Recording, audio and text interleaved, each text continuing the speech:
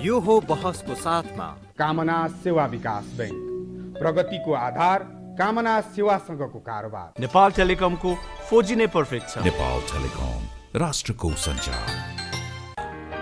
Garima Bikas Bank, access to all. Vinayak Siddha College, committed for quality education. गर्वैदेखि बलियो उगर्व cement. AITM को perfection, admissions open, AITM Kumaltar.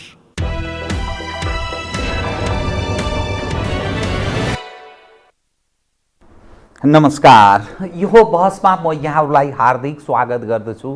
Jivram Bhandari. आज यहाँहरू सामुन्ने उपस्थित हुनुहुन्छ राधेश्याम अधिकारी। उहाँ वरिष्ठ अधिवक्ता हुनुहुन्छ, नेपाली काङ्ग्रेसका नेता, राष्ट्रिय सभा संसदीय दलको नेता, पार्टीको निर्वाचन महाधिवेशन निर्वाचन प्रयोजनका लागि गठित समितिको संयोजक।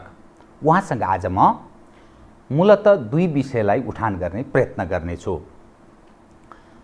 सर्वोच्च अदालतबाट नेपाल कम्युनिस्ट पार्टी नेकपाका सवाल उपर ऋषि कटेलले दायर गरेको रिट र त्यस उपर सर्वोच्चबाट जारी भएको आदेश र सरकारवालाहरूका नाममा जारी भएको परमादेश, यसको संवैधानिक जटिलता, ऐन कानुनका विषय एक र दोस्रो समग्र यसपछि उत्पन्न भएको राजनीतिक अवस्था, या यी मूलतः यी दुई विषयलाई केन्द्रमा राखेर उहाँ त्यो ल्याकत पनि राख्ने व्यक्ति पनि हुनुहुन्छ, प्रमुख प्रतिपक्षी दलको नेता पनि हुनुहुन्छ र वरिष्ठ अधिवक्ता पनि हुनुहुन्छ। कतिपय अन्यल छ आम दर्शकलाई, दुनियाँका सारा मानिसलाई। त्यसकारण यो विषयलाई नै केन्द्रमा राखेर विश्लेषणात्मक र सूचनामूलक ढङ्गले कुराकानी गर्ने प्रयत्न गर्नेछु। सर्वप्रथम म उहाँलाई स्वागत गर्छु। स्वागत छ यहाँलाई। अब म कहाँबाट सुरु गर्छु भने कृपया कहाँबाट म सुरु गर्छु भने सर्वोच्च अदालतको जुन खालको आदेश आयो अनि सरकारवालाहरूका नाममा परमादेश पनि जारी भयो, यसले अलि जटिल जस्तो देखा पर्छ। यसकारण जटिल देखा पर्छ, हिजो नै प्रचण्ड र माधवजीले नेतृत्व गरेको नेपाल कम्युनिस्ट पार्टी नेकपाको पेरिस डाँडामा बैठक बस्यो। हाम्रो यो अन्तिम विदाई बैठक हो। तपाईहरू एमालेतिरै फर्कनुहोस्, अर्थात् यति होल्डिङको कार्यालय जुन अफिस बिल्डिङ छ त्यहाँ रहेको कार्यालयतिर फर्कनुहोस्, हामी यो पेरिस डाँडा बस्छौँ, विदाई बैठक गर्नुभयो। यससँग जोडिने अनेकौँ विषयहरू छन्। अर्थात् सर्वोच्चको आदेशसँगै देशमा एकीकृत ढङ्गले जसरी नेपाल कम्युनिस्ट पार्टी नेकपा तत्कालीन एमाले र माओवादी केन्द्र मिलेर बनेको थियो, अब पूर्व अवस्थामा फर्क्यो।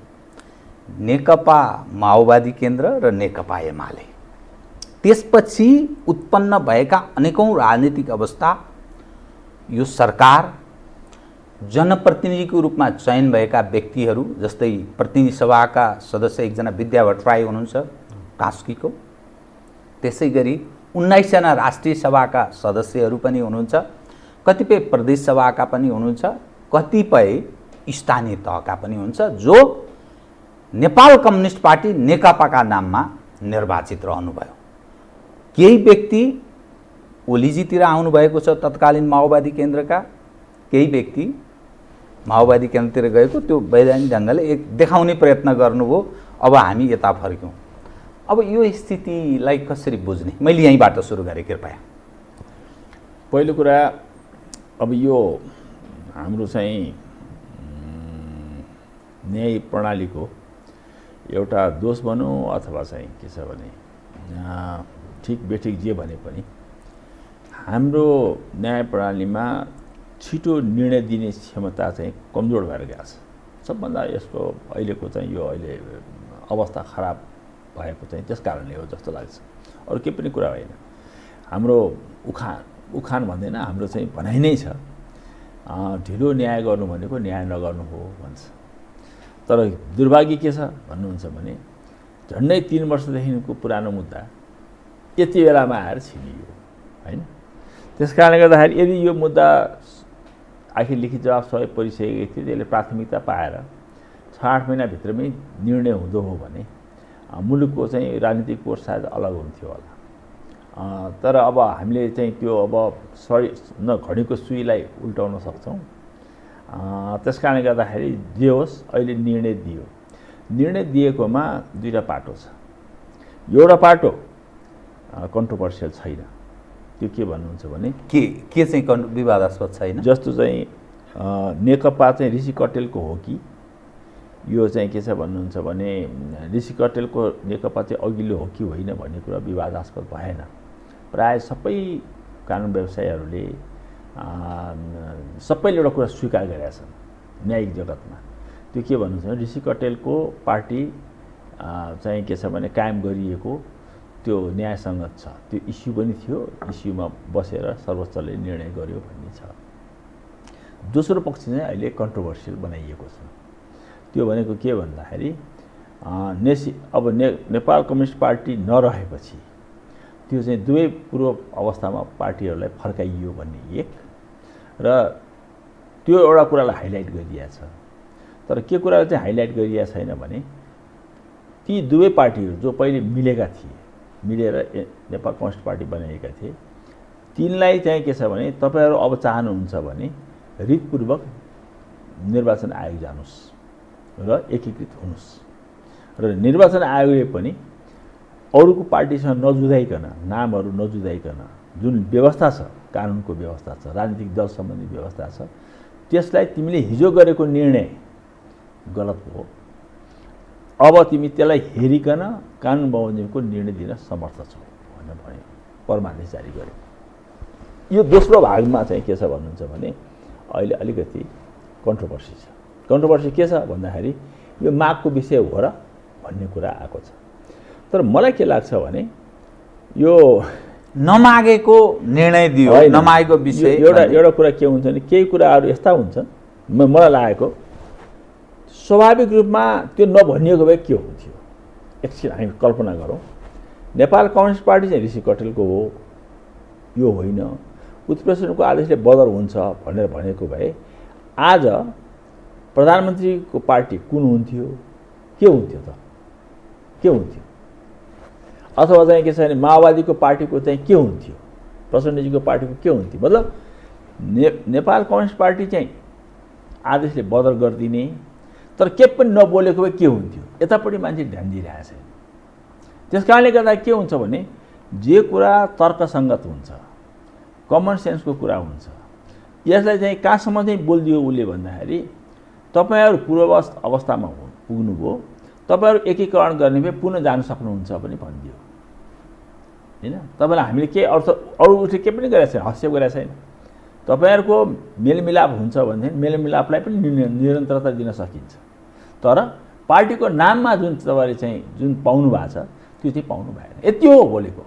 भनेपछि अब यसमा चाहिँ तपाईँको के छ भन्दाखेरि जुन किसिमको विभिन्न मान्छेको विभिन्न कोणबाट मेरै कानुन व्यवसाय मित्रहरूको पनि मैले पढाएको छु, यो चाहिँ अलिकति आदेश चाहिँ बाहिर गयो कि आफ्नो चाहिँ मागदायीभन्दा बाहिर गयो कि त्यसैको आधारमा चाहिँ के छ भन्दाखेरि पुनरावलोकन गर्न सकिन्छ भन्ने पनि पढेँ मैले। तर सबै कुरा म पढिरहेको छु, तर मलाई लाग्छ त्यस्तो होइन। सर्वोच्च अदालतले गरेको फैसला मेरो विचारमा, अब 100% त म भन्दिनँ, तर मेरो विचारमा त्यो उचितै फैसला छ, अन्यथा छैन। अब देख्दिनँ। यससँग जोडिएका कतिपय मानिसहरूका जिज्ञासालाई सम्बोधन गर्नुहोस् कृपया। यहाँको जो क्षमता छ, शिक्षा, सबै कारणले तत्कालीन जो नेकपा एमाले भनिएको थियो त्यो कसैको नाममा फेरि दर्ता भइसकेको छ। तत्कालीन नेकपा माओवादी केन्द्र जो भनिएको थियो त्यो गोपाल किराँतीको नाममा दर्ता भइसकेको छ। निर्वाचन आयोगले नै दर्ता गरेर स्वीकृति दिएको छ, सहमति दिएको छ।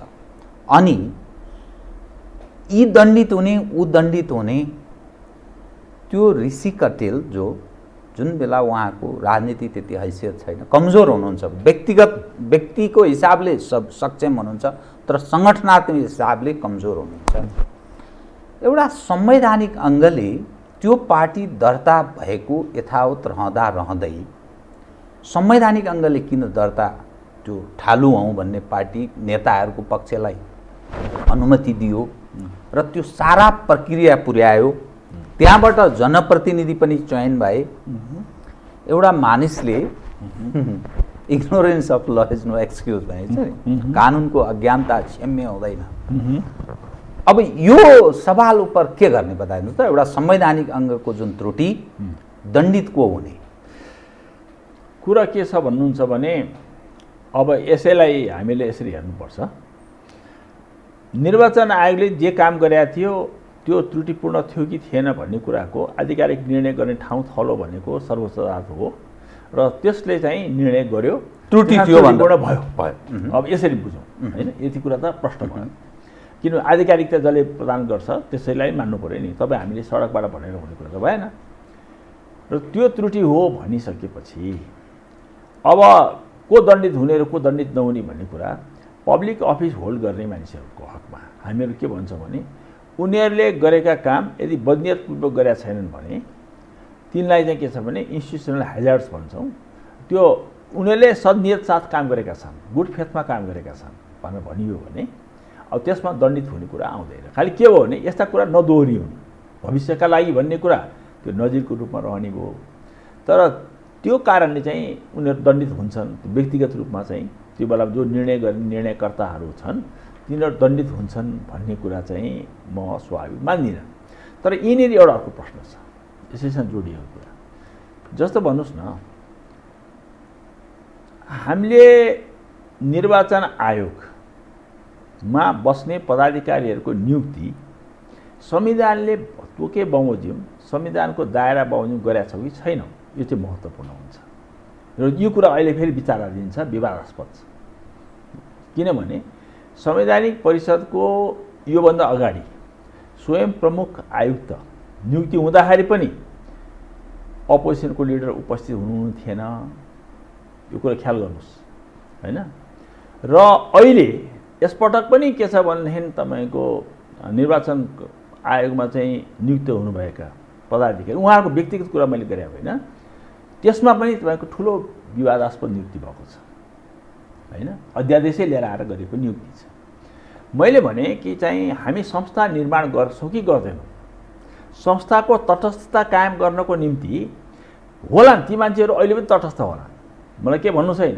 तर नियुक्ति प्रक्रियामै तपाईँको के छ भनेदेखि गोलमाल भयो भन्ने कुरा भइरह्यो भने त्यो संस्थाहरूको तटस्थतामाथि चाहिँ असर पर्छ। मान्छेको मनमा यो त फलानुले गरेको यस्तो गैर कानुनी नियुक्ति हो भनेर भन्ने भयो भने त्यो चाहिँ के छ भने त्यस्तो हुन चाहिँ दिनु हुँदैन। यो चाहिँ अहिले हामीले संस्था पनि निर्माण सँगसँगै गर्नुपर्छ। हाम्रो संविधानलाई चाहिँ बलियो बनाएर लाने हो भने त त्यसमा चाहिँ त्रुटि भएको म देख्छु। अब यसैसँगै कतिपय बोल्न मिल्ने कतिपय बोल्न नमिल्ने पक्षहरू पनि छन्। हाम्रा संवैधानिक अङ्गहरू संवैधानिक अङ्गको रूपमा रूपान्तरित भएनन्, कार्यकर्ता भर्ती केन्द्रको रूपमा स्थापित हुन थाल्यो क्रमशः। अनि न्यायिक निकायका व्यक्तिहरूको चयन पनि त्यही ढङ्गले भयो। त्यही व्यक्ति केही समय अघि सांसद हुन्छ, केही समय अघि आइएनजिओ ड्राइभ गर्छ, त्यसपछि उसले आफ्नो चरित्र पनि देखाउँछ। त्यसकारण यो न्यायिक क्षेत्र संवैधानिक अङ्ग एज ए होल जसरी पोलिटिसाइज यसको अर्थ राजनीतिकरण राम्रो विषय हो, तर दलीयकरण जुन ढङ्गले भयो विकृतिको जड सिस्टमसँग जोडिएको छ, राजनीति गर्ने नेतृत्व पङ्क्तिको नियतसँग जोडिएको छ। त्यसैले यो लथालिङ्ग भताभुङ्ग अवस्था र निर्वाचन आयोगको यो खालको निर्णय त्यसैको एउटा जडको रूपमा मानिस बुझ्न थाल्छन्, बुझ्ने स्थितिमा प्रवेश गर्दैछ। यसलाई के भन्नुहुन्छ तपाईँ? तपाईँको भनाइमा आंशिक सत्यता त देखिन्छ। हेर्नुहोस् किन भन्नुहुन्छ भनेदेखि के मानेमा भन्नुहुन्छ भने मैले अघि भने नि राजनीतिक कर्मी कुनै पदमा नियुक्तिको निम्ति अयोग्य हुन्छ भन्ने म ठान्दिनँ, त्यसरी चाहिँ म लिन्न। तर त्यति भन्दै पनि तपाईँको चाहिँ ती नियुक्तिहरू जुन संवैधानिक पदका नियुक्तिहरू हुन्छन् जसलाई हटाउनको निम्ति संसदको 2/3 मत चाहिन्छ, त्यस्ता नियुक्तिहरूको हामीले चेक एन्ड ब्यालेन्स ठिक ढङ्गले गरेनौँ भनेदेखि त्यसले चाहिँ के छ भने यी प्रश्नहरू उब्जाउँछन्, यी तपाईँले उठाउनुभएका प्रश्नहरू उब्जाउँछन्। अब म अहिले स्पष्ट भनौँ,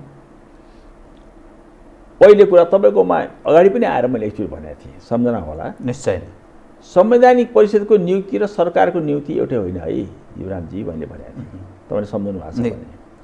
संवैधानिक परिषदको नियुक्ति राज्यका तिनै अङ्ग त्यतिले नपुगेर अपोजिसनको लिडर समेत राखेर त्यसको नियुक्ति गर्ने हाम्रो संविधानको व्यवस्था छ। पहिलो कुरा हामी बुझ्नुपर्छ। भने मतलब त्यो राष्ट्रको नियुक्ति हो अथवा राज्यको नियुक्ति हो। संवैधानिक परिषदको नियुक्ति भनेको राज्यको नियुक्ति भन्छ। त्यस्तो राज्यको नियुक्ति हुने ठाउँमा अहिले प्रधानमन्त्री हाबी भएको प्रश्न देखिन्छ। प्रधानमन्त्री प्रष्ट रूपमा कसरी हाबी हुनुभयो भन्दाखेरि उहाँले अध्यादेश लिएर आएर त्यो राज्यको नियुक्ति होइन, सरकारको नियुक्ति पनि होइन, प्रधानमन्त्रीको नियुक्ति बनाइदिनु हो। मैले सरकारको नियुक्ति पनि क्याबिनेटबाट हुन्छ। तर यहाँ त तपाईँको के छ भने जम्मा 6 जना बस्नुपर्ने संवैधानिक परिषदको व्यवस्थामा 3 जना भएदेखि बस्न सकिने र 3 जना पनि बहुमतले निर्णय गर्ने भनेपछि के स्थिति हुन्छ? योभन्दा खराब स्थिति तपाईँको चाहिँ संविधानको यो वास्तवमा यो के को त्रुटि के समस्या? संविधानको त्रुटि होइन, यो चाहिँ के छ भन्नुहुन्छ भने नेतृत्वको त्रुटि, प्रधानमन्त्रीको त्रुटि, प्रधानमन्त्री ओलीको त्रुटि। किन भन्नुहुन्छ भने अध्यादेश ल्याउनलाई उहाँलाई कसैले रोकेन। उहाँले चाहिँ लेखेर पठाउने बित्तिकै राष्ट्रपतिज्यूले समर्थन दिएपछि पुग्यो। तर उहाँले संविधानमाथि धोखाधडी गर्नुभयो, जालसाजी गर्नुभयो। त्यस कारणले गर्दाखेरि त्यस किसिमले गरिएका नियुक्तिहरू स्वाभाविक रूपमा चाहिँ तपाईँको के छ भनेदेखि सबैको आँखामा चढेका छन्। हेर्नुहोस्, अनि राजनीतिक कार्यकर्ताको भर्ती केन्द्र भनेको पनि नभए हेर्नुहोस् कतिवटा कुरा राखिया छ व्यवस्थित रूपले। संवैधानिक परिषदमा को बस्छ? प्रधानमन्त्री अध्यक्षता गर्नुहुन्छ, त्यसपछि प्रधान न्यायाधीश भन्छ एउटा अर्को अङ्ग, सभामुख बस्नुहुन्छ, अध्यक्ष बस्नुहुन्छ राष्ट्रिय सभाको होइन, संसदको 2टा हो, तेस्रो उपसभामुख बस्नुहुन्छ होइन। त्यसमा फेरि एउटैजना चाहिँ महिला हुनुपर्छ भनेर त्यो व्यवस्था पनि गरिरहेको छ, जेन्डर बायसलाई चाहिँ हटाउनलाई पनि। अनि अपोजिसनको लिडर बस्छ। यदि 6 जना बसेर गरिनुपर्ने निर्णयमा अनफर्चुनेटली के भएको छ भन्नुहुन्छ भन्दाखेरि 3 जनामा नै को भन्दाखेरि प्रधानमन्त्री के अरे न अपोजिसनको लिडर छ, न सभामुख बस्नु भएको छ, न तपाईँको चाहिँ उपसभामुखको नियुक्ति गरिएको छ, गर्नुपर्ने काम गरिएको छैन, त्यो नियत बस गरिएको छैन।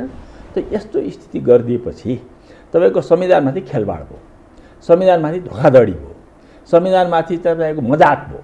र संविधानले गरेको त्यो मजाकको परिणाम के भयो फेरि भन्नुहुन्छ भने अब जुन दिन अब त्यसलाई रोक्ने ठाउँ एउटा ठाउँ थियो, त्यो के भने संसदीय सुनवाई समिति थियो। अब संसदीय सुनवाई समिति जुन दिन संसदीय सुनवाई समितिको चाहिँ लागि लेखेर पठाउँदै हुनुहुन्थ्यो प्रधानमन्त्री, त्यही दिन उहाँले विघटन गर्नुभयो। त्यो उहाँलाई जानकारी नभएर गर्नुभएको छैन। मैले त्यही भएर के भनेदेखि यो चाहिँ कन्स्टिट्युसनमाथिको चाहिँ धोखाधडी जालसाजी हो। यस किसिमबाट भएका नियुक्तिहरू चाहिँ के छ भने नियुक्तिहरू चाहिँ भएका कारणले यी आरोपहरू जुन लागिराखेका छन् त्यो चाहिँ यो चाहिँ एक किसिमको चाहिँ समस्या भयो। यो अहिलेको भयो। अलिकति अगाडिको कुरा गर्छु।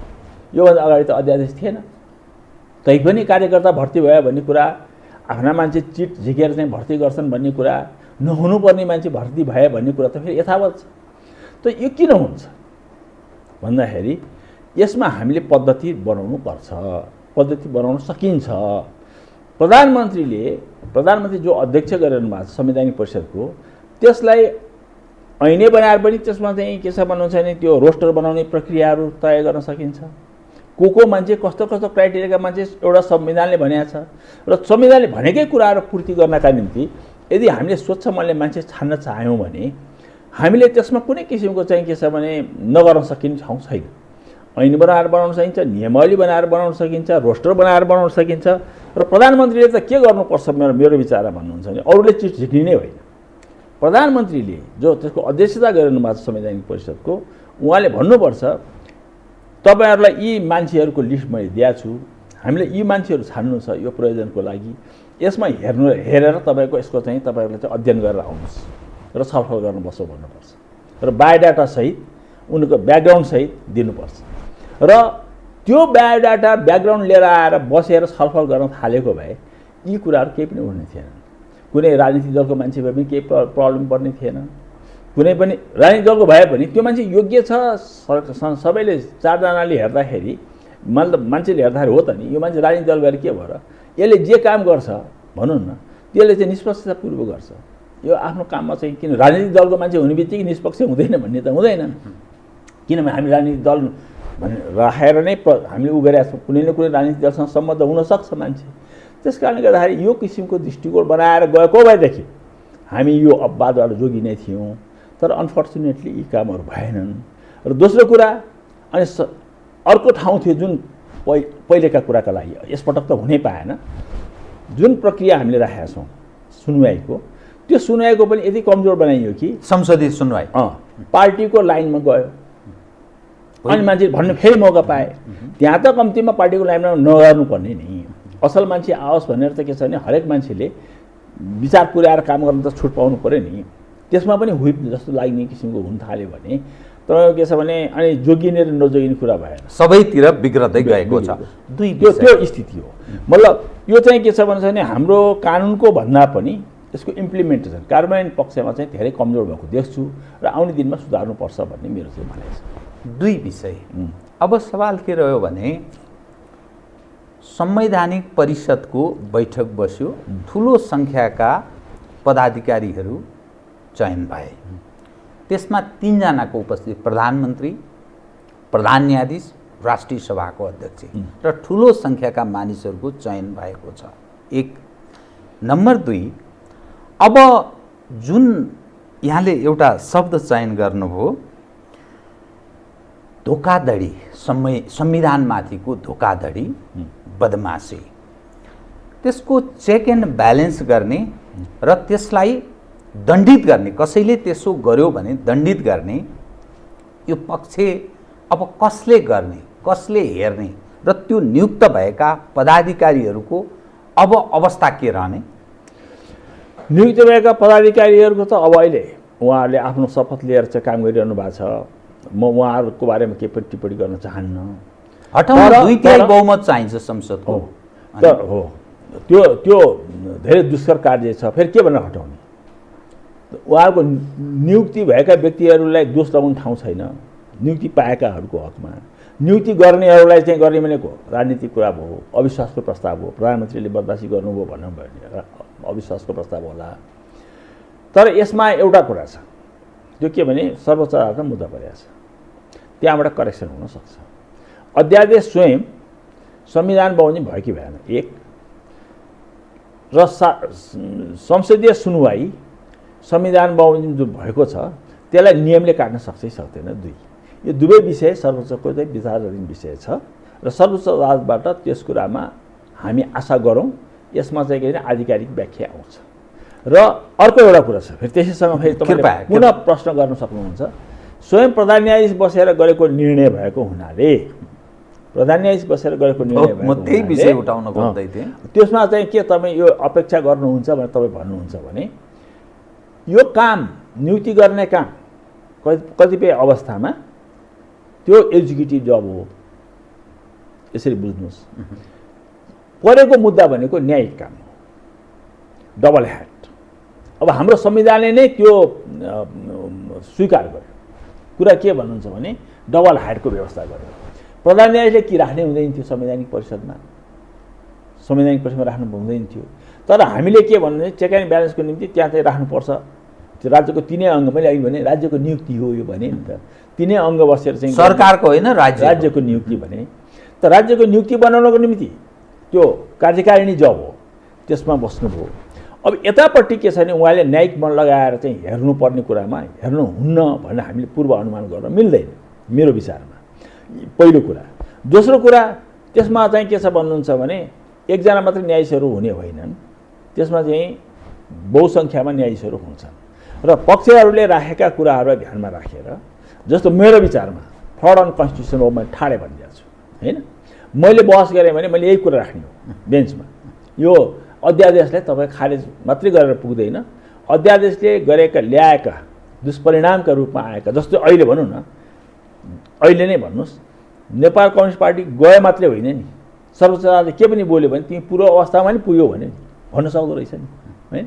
त्यस्तै तपाईँको 32 जनाको नियुक्ति जो भएको छ त्यो 32 जनाको नियुक्ति पूर्ववत अवस्थामा पुग्छ, यो उहाँहरूको चाहिँ नियुक्ति हुँदैन, सदर हुँदैन पनि भनिदिन सक्छ र त्यो माग पनि भएको छ, स्वयं सभामुखले गर्नुभएको छ। मैले भने अहिले ध्यान दिने कुरा यो पनि छ कि चाहिँ सभामुखले नै सबैजनालाई विपक्षी बनाएर सबैलाई तपाईँको कुरा राख्नुहोस् भनेर अवसर पनि दिनुभएको छ भनेपछि सरकारवालाले नै यो मुद्दामा चाहिँ प्रश्न उठाइएको अवस्था छ। त्यस कारणले गर्न सकिन्छ, त्यो चाहिँ सर्वोच्च अदालतबाट हुन्छ र हामी के नसोचौँ भन्नुहुन्छ भने त्यहाँ प्रधान न्यायाधीशले सही गरेको हुनाले सर्वोच्च अदालत भनेको प्रधान न्यायाधीश मात्रै हो भन्ने नसोचौँ। त्यो संस्था हो, न्यायिक संस्था हो र अहिले भएका जस्तो भनौँ न धेरै मान्छेलाई लागेको थियो पुनर्स्थापना हुँदैन संसदको भन्ने लागेको थिएन। तर हामी जस्तो मान्छेहरू भनिरहेको थिए बाबा संविधान लेखिया त्यस्तो छ, कानुन यस्तो छ, अनि यो कानुन र संविधानलाई ठाडै सर्वोच्च अदालतले मिस्लाएर भन्ने लागेको थियो। आखिर 5 जनाले नै तपाईँको के छ भने सेटिङ भन्ने कुरा हुन्थ्यो, के भएको थियो। गली हल्ला त धेरै थिए नि, गली हल्ला धेरै थिए, तर गली हल्ला त सार्थक र सिद्ध त भए, त्यो अप्रमाणित भयो होइन। जुन कि हामीले जुन सोध्थ्यौँ त्यही कुरा सिद्ध भयो। मलाई लागेको कुरा चाहिँ त्यो हो जस्तो। त यो सवाल प्रतीक्षा गरौँ सर्वोच्चबाट पछि हुने विषय। अब फेरि अर्को यसै जोडिएर आउने विषय, नेपाल कम्युनिस्ट पार्टी नेकपाका नाममा जनप्रतिनिधिहरू चयन भए। राष्ट्रिय सभामा 19 जना राष्ट्रिय सभाका सदस्य छन्, प्रदेशका पनि छन्, सङ्घीय सांसद पनि भएका छन्, स्थानीय तहको पनि छ। अब यिनको हैसियत यी कता रहने, कसरी रहने, त्यसको विधिसम्मत वैधानिकता कसरी पुष्टि हुन्छ? हेर्नुहोस्, जुन ठाउँमा कानुन छ, कानुनले स्पष्ट बोलेको छ। मेरो समझमा है, मेरो समझको कुरा म गर्दैछु। जुन ठाउँमा कानुन छ, कानुनले स्पष्ट बोलेको छ, त्यो ठाउँमा कानुन प्रिभेल गर्छ, कानुन लागू हुन्छ। जुन ठाउँमा कानुन छैन त्यहाँ कमन सेन्स प्रिभेल गर्छ, सामान्य सुझबुझ भन्छ नि, सुझबुझ कायम गर्छ। अब त्यो 19 जना मान्छे जो चाहिँ निर्वाचन आयोगले विधिवत रूपमा चाहिँ निर्वाचित गर्यो, त्यसमा कुनै विवाद छैन र ती मान्छेहरू चाहिँ आएर राष्ट्रिय सभामा चाहिँ आएर शपथ लिएर चाहिँ काम गरिरहेका छन्। तिनको हैसियतमा म कुनै ठुलो समस्या देख्दिनँ। अझ जनप्रतिनिधिहरू कुनै पनि हकमा, चाहे त्यो विद्या भट्टराईको होस्, चाहे चाहिँ यो 19 जना सांसद तपाईँले भन्नु, 19 जनामा 3 जना त अरू छन्, 3 कि 4 जना छन्। अब चाहिँ त्यो तर एनसीपीबाट चाहिँ चुनाव जितेको 16 जना छन् जस्तो लाग्छ मलाई।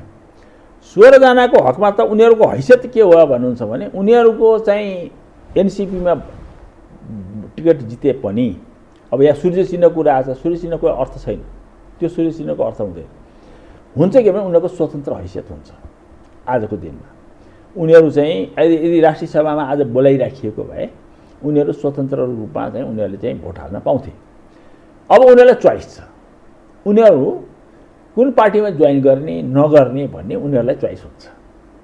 चोइस उनीहरूले लिन सक्छन् र लिइसकेपछि त्यो पार्टीको अनुशासनमा बस्नु पर्यो। मेरो बुझाइ ती एमालेका हुन सक्छन्, ती माओवादी केन्द्रका हुन सक्छन्, वा स्वतन्त्र हुन सक्छन्, वा अन्य कुनै पार्टीसँग। यी त दुइटै काम लाग्ने भएनन्, यो त काम लाग्दैन, अरू पार्टी पनि जोइन गर्न सक्छ, त्यसमा कुनै कारबाही हुन सक्छ भन्ने मलाई लाग्दैन। त्यो बाहेक त्यस्तै जनप्रतिनिधिहरू तपाईँको तल प्रतिनिधि सभाको जनप्रतिनिधिको हकमा होस् अथवा चाहिँ स्थानीय तहको होस्, उनीहरूको हैसियत त्यही स्वतन्त्रको हुन्छ अहिले सुरुमा। र चाहिँ पछि उनीहरूले जोइन गरे पार्टी भने, पार्टी जोइन गरिसकेपछि उनीहरू त्यसको मातहत बस्छ। नेकपा एमाले मैले तपाईँलाई भने नि, अब कुन कानुनले तपाईँलाई दिन्छ भने नभन्नु होला। मैले भने जहाँ कानुन छैन त्यहाँ कमन सेन्सको प्रिभेल गर्छ, किनभने ती निर्वाचित प्रतिनिधि हुन्। ती निर्वाचित प्रतिनिधिहरूलाई जनताले पठाएका छन्, त्यो तोकिए बन्नुको प्रक्रियाबाट आएका छन्। त्यहाँदेखि तिनको चाहिँ पद जान्न र तिनले आफ्नो पार्टी रोज्न पाउँछन्। पार्टी नरोजी बस्छु भने नि पाउँछ, कमन सेन्स प्रिभेल हुन्छ। अनि नेकपा एमाले र नेकपा माओवादी केन्द्र अरूको नाममा दर्ता भइसकेको, त्यसलाई संवैधानिक अङ्गले स्वीकृति प्रदान गरेको छ। अब यसको हकमा के गर्ने? त्यसको स्वाभाविक परिणति के हुन्छ भने सर्वोच्च अदालतले जुन चाहिँ बोलिसक्यो नि, तिमी चाहिँ पूर्व अवस्थामा तिमी नेकपा एमाले भयो, तिमी नेकपा माओवादी भयो, त्यो खाली थियो र उनीहरूले पाएका थिए होइन। त्यो पार्टी थिएन र उनीहरूले पाएका थिए।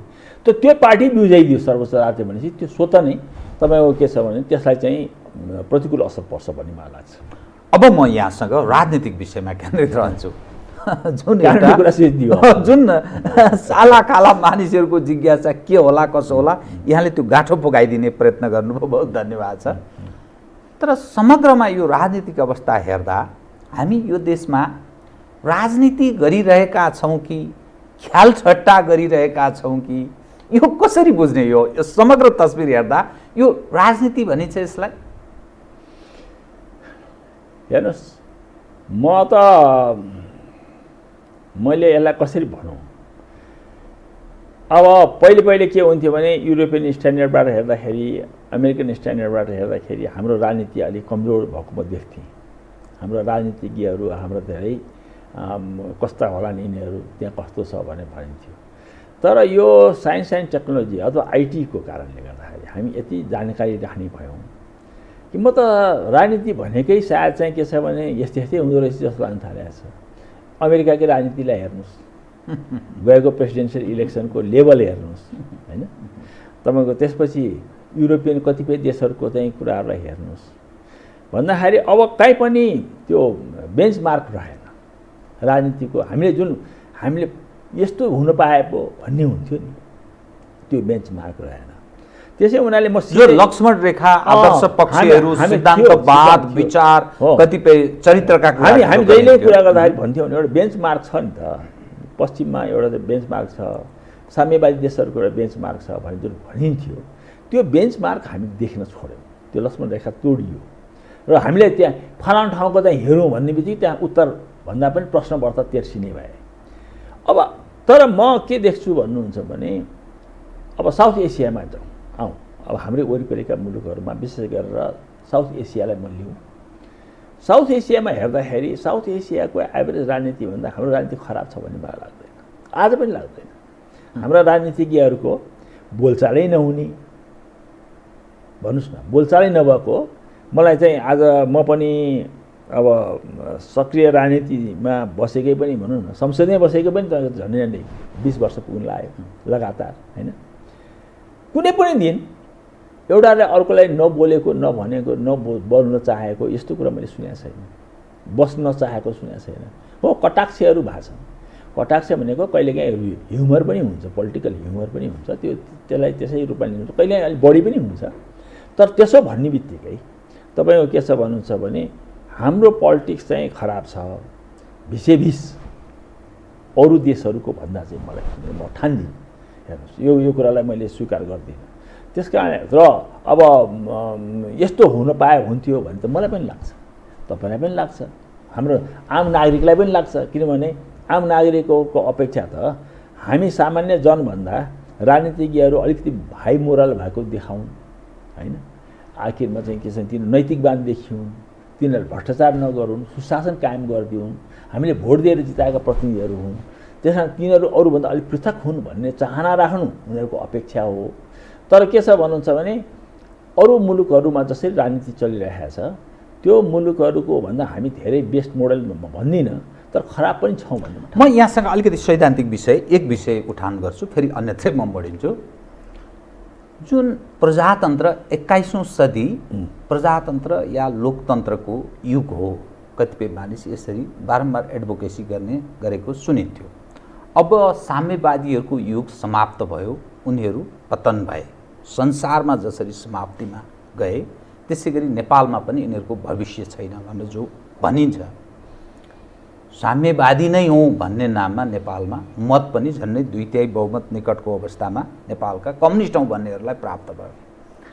त जुन मोडेलको हामी उदार प्रजातन्त्रको कुरा गर्छौँ, वेस्टमिन्स्टर सिस्टमको हामी कुरा गर्छौँ, पश्चिमा एउटा समाजवाद सहितको प्रजातन्त्रको कल्पना गर्छौँ, त यो मोडेल पनि जसरी साम्यवादीहरू समाप्त हुँदैछन्, समाप्तिको दिशातर्फ उन्मुख छन्, कमजोर अवस्थामा छन् विश्वमा, त्यसै गरी यो मोडेल पनि अब असान्दर्भिक 21औं सदीको यो इन्फर्मेसन टेक्नोलोजीको नयाँ पुस्तालाई सम्बोधन गर्ने सवालमा असान्दर्भिक भएर नयाँ विश्व, नयाँ एउटा विचार, नयाँ वाद, सिद्धान्तहरू त्यसतर्फ प्रेरित हुँदैछ भन्ने अर्थमा बुझ्नुपर्ने हो। अब होइन, धेरै किसिमले चाहिँ संसारमा मतहरू आइराखेको छ, धेरै किसिमका चाहिँ विचार प्रवाहहरू आछन्। हिजोका दर्शनहरू काम नलाग्ने खालका भएका छन्। हिजोको दृष्टिकोणहरू कमजोर परिरहेका छन्। तपाईँको ठिक हो। आजकै दिनको कुरा भन्नुहुन्थ्यो नि, आज संसारले हेरेको कुरा, संसारले मान्यता दिएको कुरा डेलिभरीलाई छ। काम भयो भनेदेखि त्यसको चाहिँ हाई छ। कसरी भयो त्यो हेरिया छैन। काम भएन भनेदेखि त्यहाँ तपाईँको के छ भनेदेखि आलोचना भइरहेको छ। दिल्ली केजरीवाल जस्तै मोडलको रूपमा मोडल भनौँ न। त्यस कारण तर यति भन्दै पनि अब डेमोक्रेसीको विकल्प अरू सिस्टम हो कि होइन भन्ने कुरामा चाहिँ अहिले नै पनि तपाईँको के छैन। जतिसुकै कुरा गरे पनि आखिरमा हामी भनौँ न, आज आइटीले लिएर आएको कुरा भनेको के भन्नुहुन्छ भने यसले स्ट्राइक हान्यो कसलाई भन्नुहुन्छ भनेदेखि संस्थागत रूपमा चलेका संस्थाहरूलाई हान्यो। जस्तो भन्नुहोस्, भोलि गएर कान्तिपुर बेमानी हुनसक्छ। अब एकजना मान्छेको 6 मिलियन फलोवर भइदिने भएपछि युट्युबमा एकजना व्यक्तिको ब्लग 6 मिलियन 60 लाख मान्छेहरूले चाहिँ त्यसलाई चाहिँ फलो गर्छन् भनेपछि त्यो मान्छे चाहिँ आफैमा एउटा सम्पादकीय लेख्ने पत्रकार, एउटा न्युयोर्क टाइम्स आफै संस्थाको रूपमा विकास भयो भनेपछि तपाईँले त्यो प्लेटफर्म तपाईँसँग छ, व्यक्तिगत रूपमा छ। आजको दिनमा यस्ता किसिमका कुराहरू जुन चेन्ज आएका छन्, यो एउटा कुरा हो। अर्को तपाईँको के छ भने जेन्डरको इस्युमा जुन हिजोको सोच थियो, म्यारेजको सम्बन्धमा जुन हिजोको सोच थियो, जुन सोसियल कन्ट्र्याक्टका कुराहरू थिए, ती कुराहरूमा जुन चाहिँ भरमार चेन्जहरू आइरहेको छ होइन। बिहा नगर्ने लिभिङ टुगेदर लिएर बस्ने हिजो हामी सोच्थ्यौँ, हिजो पश्चिमाहरूले सोच्थे, कसैले सोच्दैनथे। अनि तपाईँको सेम जेन्डरको चाहिँ बिहाको कुरा होइन, समलैङ्गिक जुन हामी भन्छौँ, मतलब यो सबै कुरालाई अहिले रिकग्निसन हुँदैछ र चाहिँ तपाईँको के छ भने संसारै अर्कै ढङ्गले चाहिँ मुभ भइरहेको छ। त्यस कारणले गर्दाखेरि ती कुरा त एउटा कुरा भए, तर त्यो कुरासँग जोडिएको एउटा पक्ष चाहिँ तपाईँ हामीले बिर्सिनु भएन, कृपा त्यो मानवीय पक्ष। यी सबै केका लागि भइरहेछन् भन्नुहुन्छ भने मानवीय पक्षसँग जोडेर आएका छन्। मानवीय पक्षमा कोही भोको नहोस्, कसैको आवास बेगर बस्नु नपरोस्, कसैको चाहिँ लुगा फाटो नहोस्, यो आर्थिक सामाजिकमा कसैको जातपातले चाहिँ बाहुन र चाहिँ के छ भने चाहिँ दलितको बिचमा भेदभाव हुनु पाएन, रङको आधारमा हुनु भएन, लिङ्गको आधारमा हुनु भएन। यो अर्को दोस्रो पक्ष। यो त फन्डामेन्टल कुरा चेन्ज भएको छैन नि, यी चेन्ज भएको छैन। तेस्रो पक्ष तपाईँको पहिचानका कुरा होइन, पहिचानका कुराहरू। तपाईँ आफ्नो पहिचान कायम गरेर पनि तपाईँ अगाडि बढ्न पाउने हकको कुरा, तपाईँको भाषाको कुरा होइन, तपाईँको चाहिँ सांस्कृतिक कुरा, तपाईँको धार्मिक कुरा, मतलब यी कुराहरू फन्डामेन्टली फेरि चेन्ज भएको छैन। मैले यसरी भने तपाईँको नै केही कुरामा अप्ठ्यारो फिलिङ हुँदैछ, उकुस मुकुस हुँदैछ, ल्याइसकेको छ होइन। अर्कोतिर तपाईँको के छ भने केही फन्डामेन्टल जुन चाहिँ हामीले चाहिँ हिजोदेखि मानिआएका कुरामा बल पुर्याउने, मानवीय पक्षमा बल पुर्याउने कुराहरू पनि आइरहेका छन्, तर ती कमजोर भएको छैन। कथाले माग्ने भन्छ नि, तपाईँले जसरी जवाफ दिनुभयो त्यसले एउटा प्रश्न उठान गर्ने मलाई चाहिँ त्यसले प्रेरित गर्यो तपाईँको जवाफले। जुन अवस्थामा हामी छौँ, अर्थात् राजनीतिको नतिजा भनेको त समग्रमा त्यो देशको राष्ट्रिय हित र त्यहाँका जनताको बृहत्तर हित, हाम्रो उद्देश्य अन्ततोगत्वा त्यही नै हो।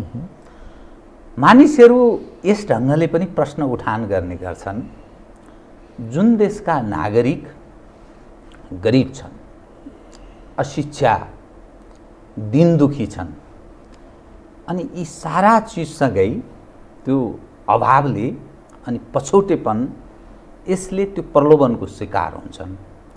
त्यसकारण जुन खालको हामी सिद्धान्तको कुरा गर्छौँ, जुन खालको प्रतिस्पर्धाको कुरा गर्छौँ, त्यस्तो देशमा यो खाले सिस्टमहरू कतिपय राष्ट्रिय हितको सवाल उपर र बृहत्तर जनको हितको सवाल उपर प्रश्न खडा हुन्छ। त्यसकारण मुलुक सापेक्ष सिस्टम र मुलुक सापेक्ष जो डेमोक्रेसी अर्थात् प्रजातन्त्र जो हामी भन्छौँ त्यस अनुरूपको हुनुपर्छ है। विश्वको मापदण्ड जुन बनाइएको छ त्यसैलाई नै फन्डामेन्टल वा प्रजातन्त्र भनेको यो हो भनेर बुदागत राखिनु त्यो ठिक होइन भन्ने दृष्टिकोण पनि राख्छन्। के भन्नुहुन्छ तपाईँ? यसको दुईटा पक्ष छन्। एउटा तपाईँ युनिभर्सल्ली एक्सेप्टेड भनेको विश्वव्यापी रूपमा मान्यता पाएका, जसमा हामी नेपाल राज्यले चाहिँ सही गरेका जुन चाहिँ बाचाहरू प्रतिबद्धताहरू छन्, त्यसमा कति पनि फेरबदल गर्न पाइँदैन। त्यो युनिभर्सल स्ट्यान्डर्ड भयो, मानवीय पक्षसँग जोडिएका कुराहरूमा फरक हुनु पाइएन। अब तर तपाईँको देशको विशिष्ट आवश्यकता छ भनेदेखि त्यो कुरालाई नचलाइकन नछोइकन, मैले भने नि त्यो कुरालाई नचलाइकन नछोइकन तपाईँले के छ भने आफ्नो तपाईँको कति कपडाको चाहिँ तपाईँसँग मौजदात छ त्यो अनुसारको कोड बनाउनुहोस्, त्यो पाउनुहुन्छ। हामीले पनि त्यही गरेका छौँ, हाम्रो संविधानले पनि गरेको त्यही नै हो। यद्यपि हामी केही बढी आकाङ्क्षी भएका छौँ, मैले तपाईँलाई भने एक्सपेक्टेसन बढाएका छौँ हामीले। तर नेपालको आवश्यकतालाई हिजोका गल्तीहरू नदोहोरियोस् भनेर कोसिसहरू नभएका होइनन्। तर यो संविधान कार्यान्वयन र सफलको सवाल उप यसले बाटोहरू नै त्यो प्रश्न छ त होइन। तपाईँ के छ भन्नुहोस् भने हामीले कोसिस गरेको एक ढङ्गले चाहिँ कोसिस भएको छ, हेर्नुहोस्।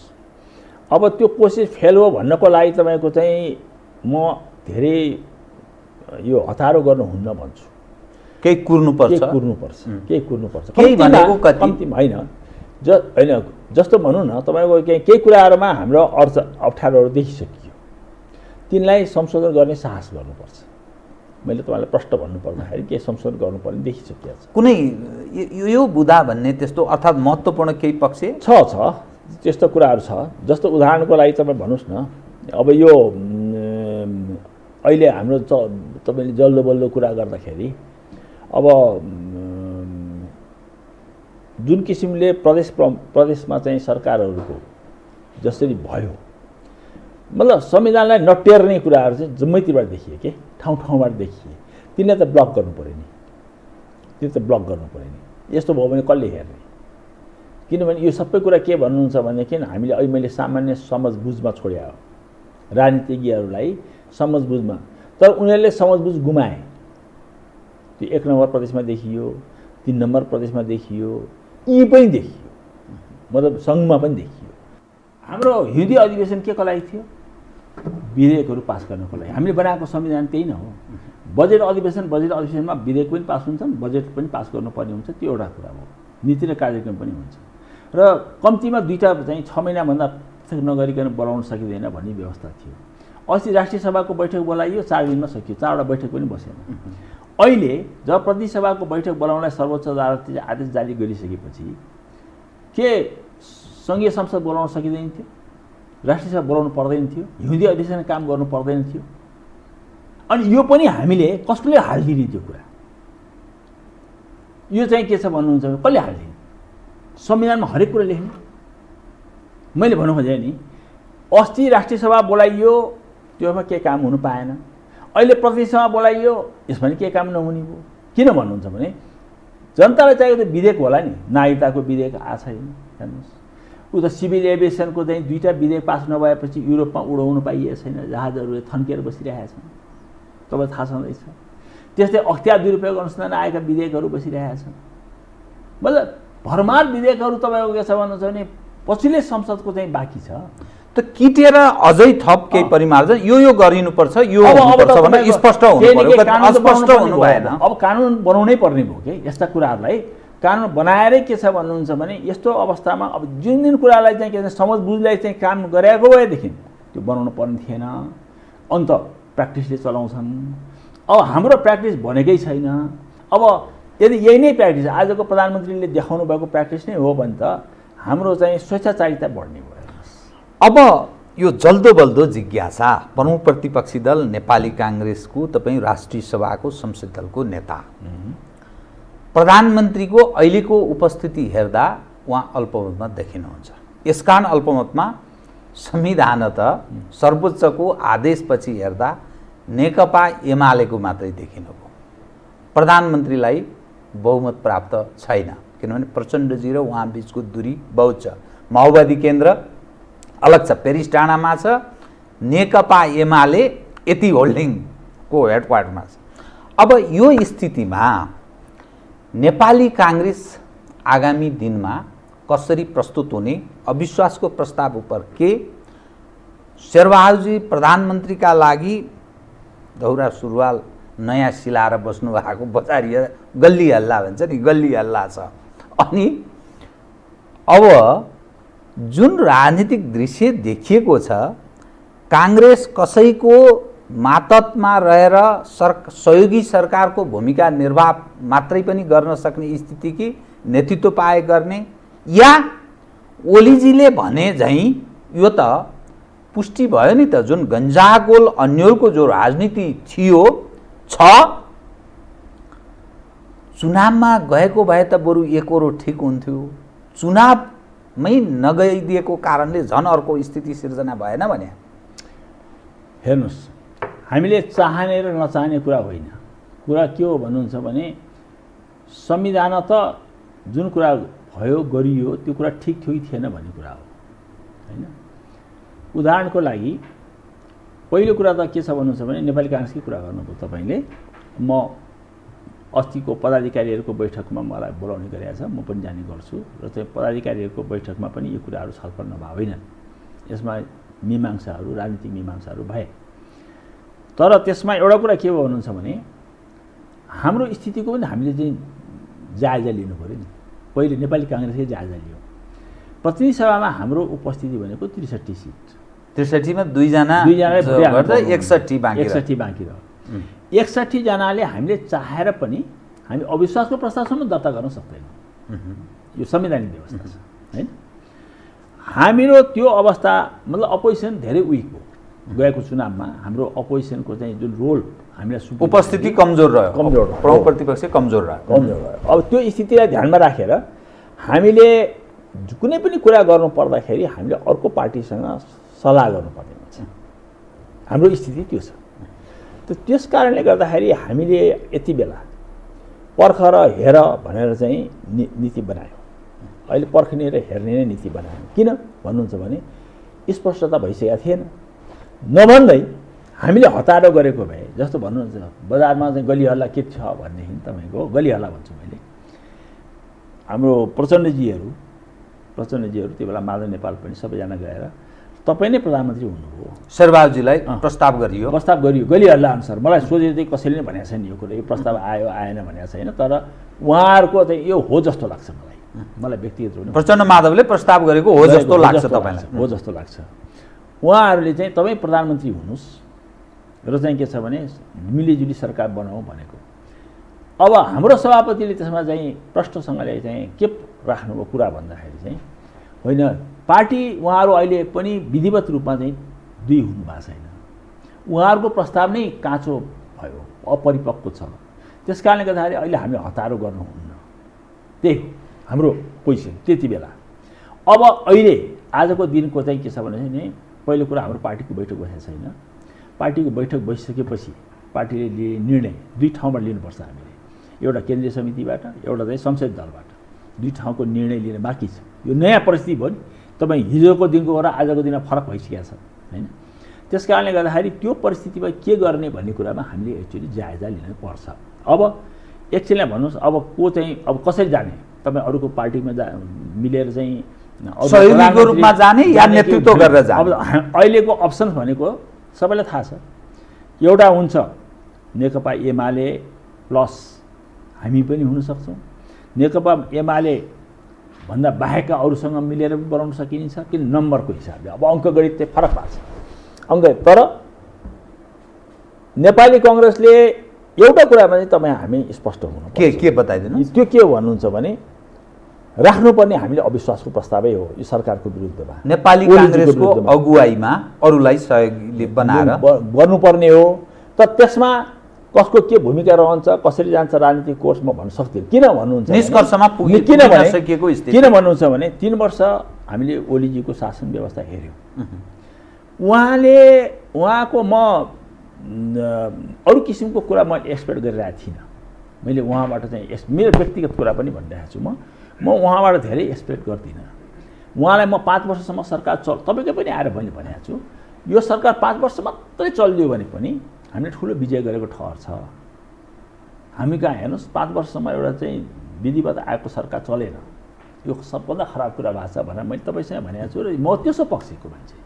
तर उहाँले गएको 3 वर्षको बिचमा आफूलाई चाहिँ धेरै नै बलियो बनाउनु भयो, व्यक्तिगत रूपमा प्रधानमन्त्रीको हैसियतमा उहाँले आफूलाई व्यक्तिगत रूपमा बलियो बनाउनु भयो, सबै संस्थाहरूलाई कमजोर बनाइदिनु। मेरो उहाँमाथि आरोप, मेरो गम्भीर आरोप चाहिँ यो। म यो विषय चाहिँ त्यस कारणले गर्दाखेरि नेपाली कङ्ग्रेसले जित्छ कि हार्छ हामीले मतलब राख्नु हुँदैन। यदि सहयोगी पार्टनरहरू चाहिँ के छ भने अविश्वासको प्रस्तावमा जान, किन प्रस्ताव लान पनि हामीलाई अप्ठ्यारो छ भने हामी मात्र गर्न सक्दैन। बुझ्नु भएन? मैले भनेको कुरा तपाईँले स्पष्ट भयो कि भएन? हामीले प्रस्तावै लानको लागि, छिराउनको लागि पनि हामीलाई सहयोगीको जरुरत पर्छ। अब संविधान त यो सरकार, तर म अहिले पनि भने फेरि दोहोऱ्याएर रिपिट गर्छु, प्रधानमन्त्रीले आफूलाई व्यक्तिगत रूपमा बलियो बनाउनु भयो, संस्थाहरू कमजोर बनाइदिनु भयो र चाहिँ जुन चेक एन्ड ब्यालेन्सको हामी परिकल्पना गर्छौँ एउटा चाहिँ यो के अरे सन्तुलनको हिसाबबाट, शक्ति पृथकीकरणको हिसाबबाट र लोकतन्त्रको हिसाबबाट, जवाबदेहितापूर्ण कुरा हिसाबबाट उहाँ संसदलाई पनि टेर्नुहुन्न, संसदीय समितिलाई पनि टेर्नुहुन्न। उहाँ चाहिँ सकेसम्म के छ भने सबैलाई छल्न खोज्नुहुन्छ र आफूले जे मन लाग्छ एजुकेटिभ एक्सन मात्रै गर्न चाहनुहुन्छ। यस किसिमले चल्दैन। म अब कार्यक्रमको ठिक अन्त्यतिर आएँ कि 2 मिनटमा म यो जिज्ञासालाई सम्बोधन यहाँले गरि नै दिनु पर्यो। यो सरकार संविधानको धारा 76 को 1 अनुसारको कि 2 अनुसारको या अरू अनुसारको र एज अ लार्जेस्ट पार्टीको हिसाबले त्यो अरू धारामा गएर उहाँले संसद पुनः भङ्ग गर्न सक्ने अवस्थामा जान सक्ने स्थिति छ कि छैन र तपाईहरूको प्राथमिकता आगामी दिनमा कुन पक्षसँग सहकार्य गरेर, किनभने यही रूपमा त सरकार रहन सक्दैन, या चुनाव अर्ली इलेक्सनमा जानु पर्यो या अर्को खाले सहमति बनाउनु पर्यो, त्यो स्थितिमा तपाईहरू के गर्नुहुन्छ? अलि स्पष्ट होस् कृपया। यो सरकार अब 76(2) बमोजिमको भइसक्यो। सुन्नुहोस्, त्यसमा जतिन्जेलसम्म माओवादी केन्द्रले फिर्ता लिँदैन यो सरकार तपाईँको चाहिँ 76(2) बमोजिमको सरकार छ, पूर्ववत अवस्थामा पुग्यो यो सरकार। उसले फिर्ता लियो भने उसले फिर्ता लियो भनेदेखि यो अल्पमतमा पर्यो अनि यसले विश्वासको मत लिनु पर्यो। विश्वासको मत उसले लिनुपर्छ अथवा चाहिँ के छ भनेदेखि हाम्रो तर्फबाट चाहिँ इनिसिएटिभ लिएर चाहिँ अविश्वासको प्रस्ताव राख्नु पर्यो। दुईटा अवस्था।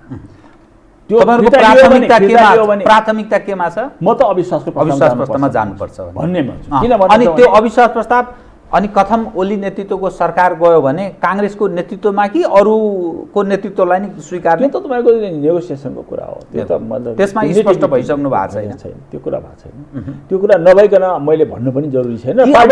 पार्टीको त्यो त निर्णयगत कुरा हो कि यो गन्जागोल अवस्थामा अर्ली इलेक्सनमा एउटा राष्ट्रिय सहमतिको सरकार बनाएर जाउँ भन्ने राजनीतिक हिसाबले मलाई त्यो सजिलो काम होइन। त्यो राष्ट्रिय सरकार बनाउने भन्ने कुरा, त्यो सबै कुराहरू चाहिँ के हुन्छ भने अब के यही सरकार चाहिँ चुनावमा जाने हो भनेदेखि चाहिँ ओलिटी गए पनि हुन्छ, केही छैन। खालि के मात्रै हो भने उहाँले संस्थाहरू कमजोर बनाउनु भयो। मैले भनेको थिएँ नि, निर्वाचन आयोग कमजोर देखिया छ होइन।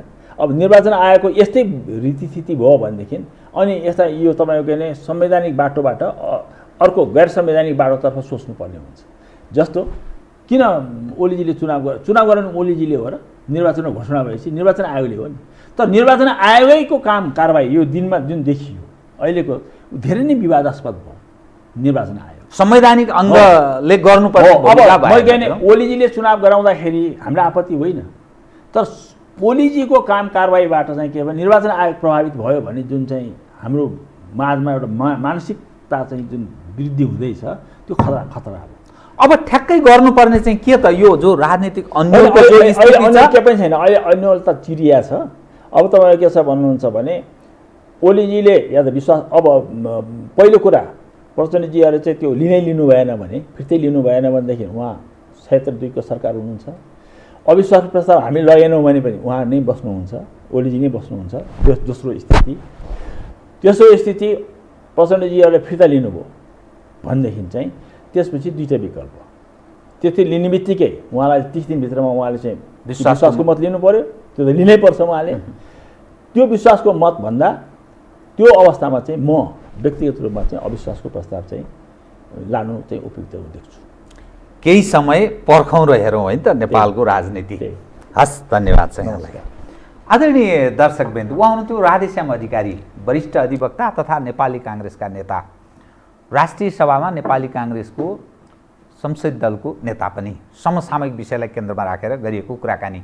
म सहित मेरो सम्पूर्ण युनिटलाई कार्यक्रमबाट बिदा दिनुहोस्, तर यो हो टेलिभिजन, हेर्दै रहनुहोला। नमस्कार।